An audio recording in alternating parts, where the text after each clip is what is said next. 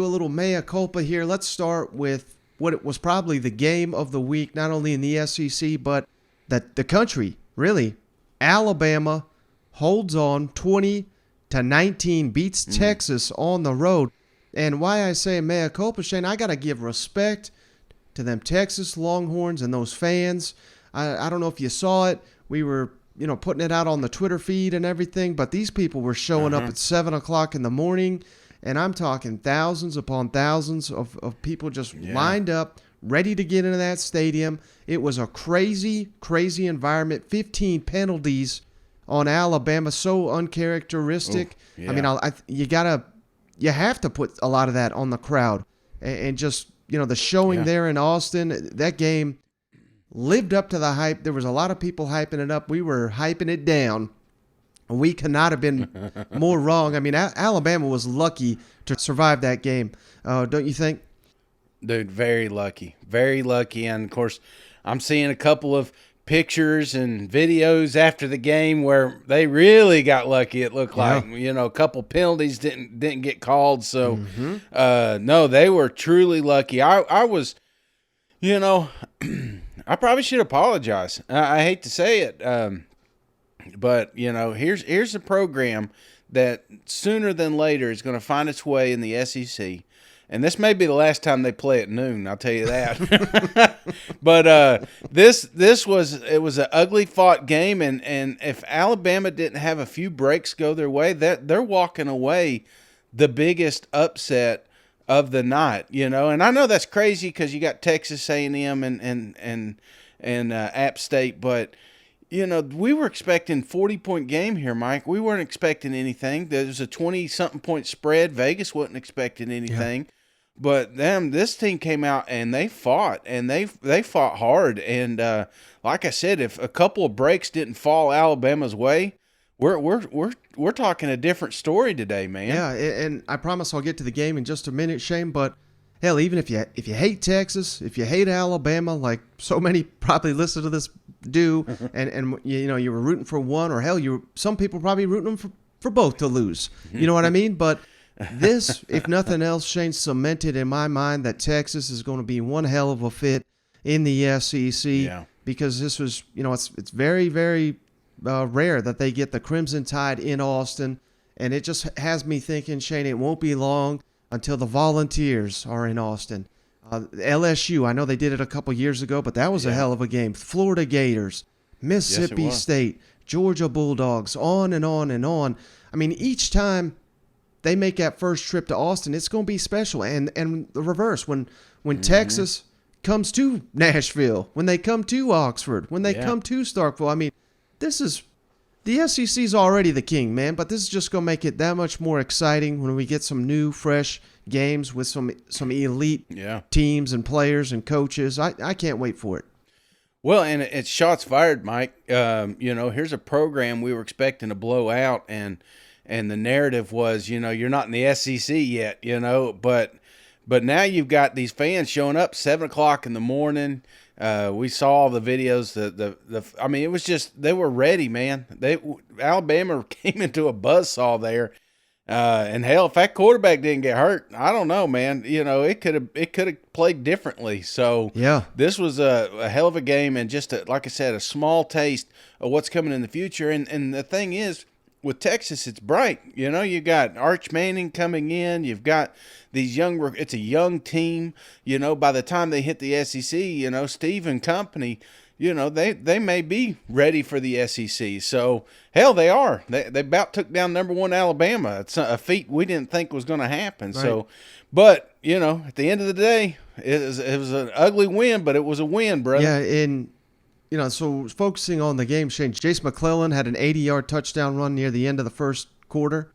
And I even tweeted it out, Shane. I was like, well, by God, I didn't think it'd take this long for Alabama's first 80-yard touchdown. I thought we were going to get 80-yard touchdowns in this ball game. But that was pretty much the highlight of Alabama up until the fourth quarter.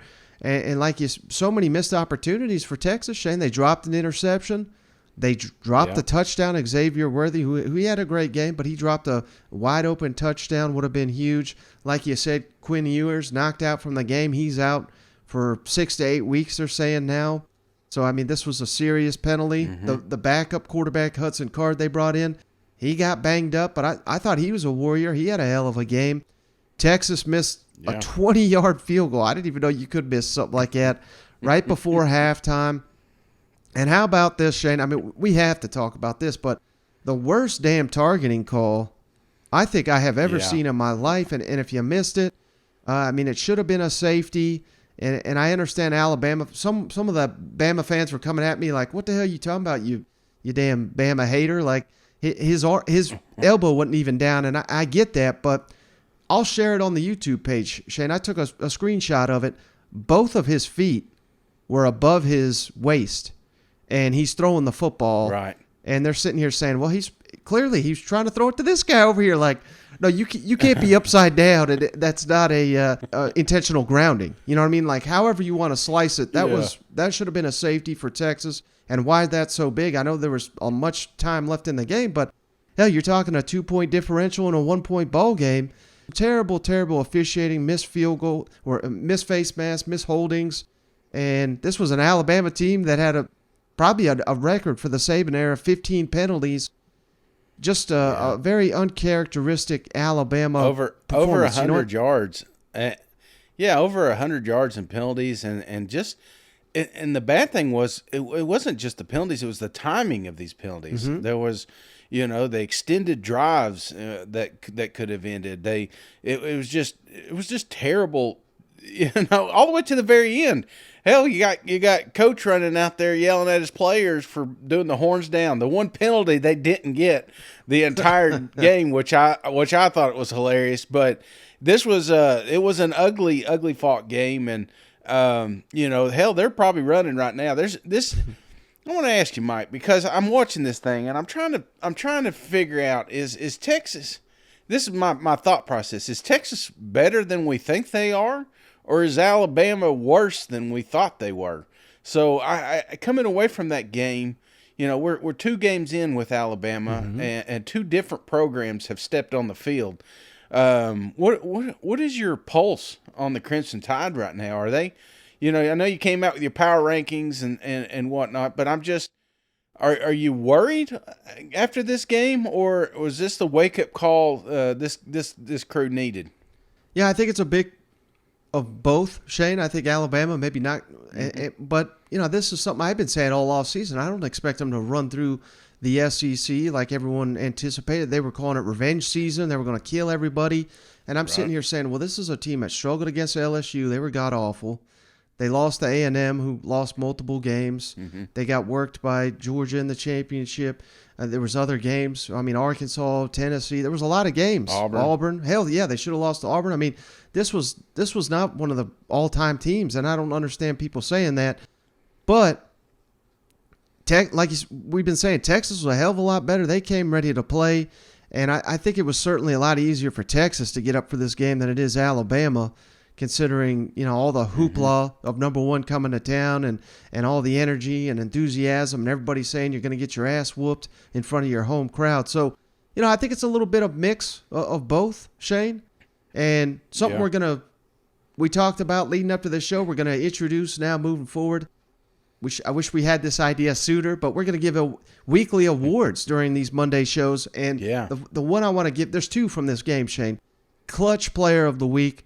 We got to hand it to the Heisman Trophy winner, Bryce Young. He's my clutch player of the week. Like I said, they struggled for so much of this ball game, yet when the game was on the line in the 4th quarter, my man was locked in. He was unstoppable, and that's hard to do when you're having so little success for so long. I don't think Alabama. Here's a big issue with Alabama, Shane. I don't think they got a difference maker at receiver, and that's why they had to hit the transfer portal, because for whatever reason, I don't know. Their receivers are not developing. They bring in Jermaine Burton, who is okay. They bring in the guy from Louisville who's yet to play, they say is a speed demon. So maybe they just desperately need him on the field. But Bryce Young, Shane, would not be denied late in this game. He's making guys miss. He's keeping his eyes down the field. And, for the life of me, I couldn't figure it out. At the tail end of the game, Shane, they're down. There's about 30 seconds left in the ball game. And they got 3 plays And really, they're already in field goal range. They're just trying to make it more of a chip shot field goal. They threw it all 3 times, and they had timeouts. They had at least one timeout remaining. I couldn't understand why in the hell they were throwing the ball.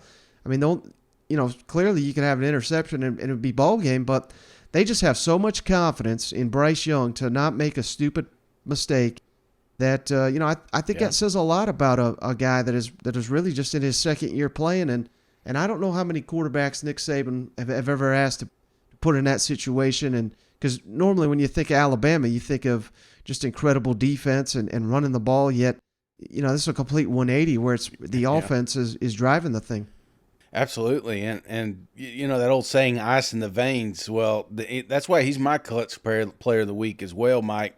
Just because those last 3 drives, and it's funny, from a Tennessee fan, and we'll get to them here in a minute, but it's always like we're going to screw this one up at some point. It's like this is it. Knew it was going to happen, but then when you're watching a game and that Bryce is in control, and you're like, There's none of that. It's just what's about to happen. That's kind of, you just know there's something great about to happen when he's under center, and those last 3 drives just cemented the fact that I still believe he's the best quarterback in the country. I mean, if you're going into a battle, and this is what NFL teams are looking at, man. If it comes down, and which kicked off today, and there was some terrible quarterback play, and I'm sure there's a few of them teams would love to have Bryce on there right now because he was just cool, calm, and collective, man. Yeah, and one other award I got, Shane, for this ball game, Special Teams Player of the Week, Will Reichert, game-winning field goal. He nailed another 50-yarder.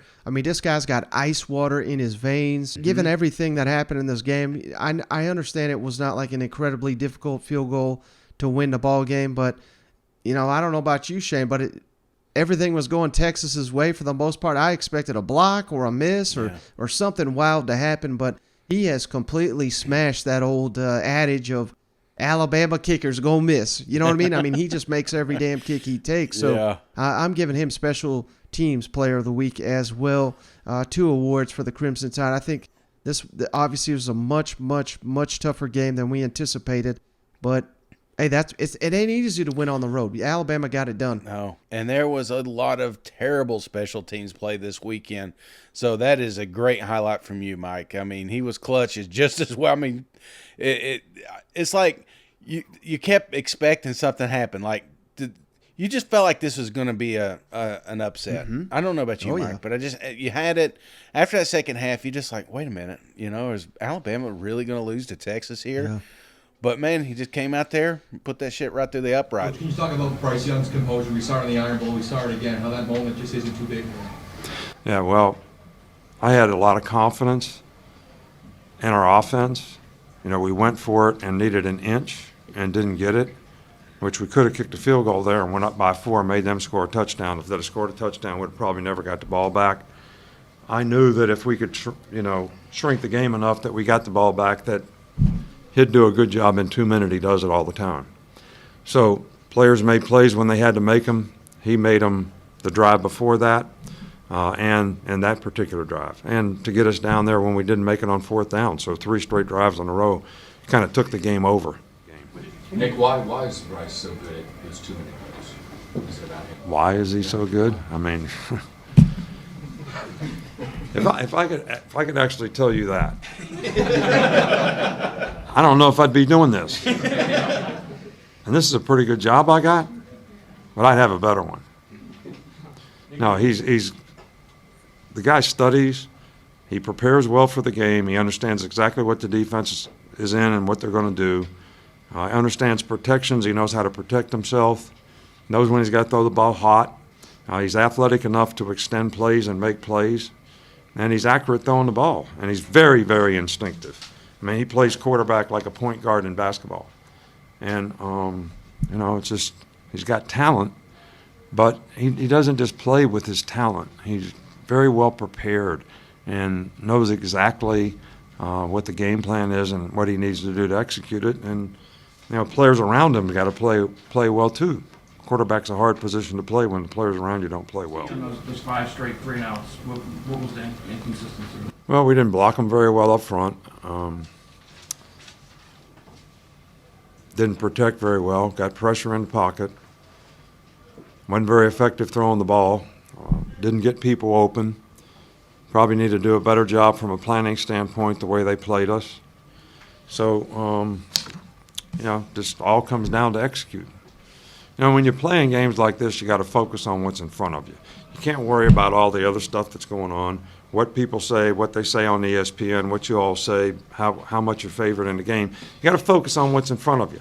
If you're an offensive lineman, that's the guy you got to block. If you're a receiver, that's the guy you got to beat.